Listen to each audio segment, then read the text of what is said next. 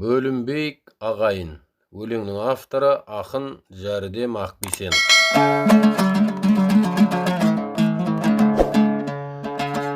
Жауға шапқан ұрандап, майлы байлап, бірге жүрген жеңісті бірге тойлап, тараған байсардан кетер ұрпағы, ертеңгі бірігіңдер күнді ойлап. Ұлы көш басталады Алтай таудан, ата мекен Сібірде бабам қалған.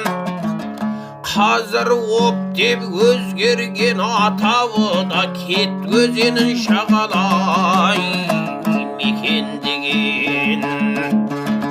Массагеттің ұрпағы бабаларым Кетбұғы Кербұғыдан тарағанмын. Жошы ханның Сардар аяу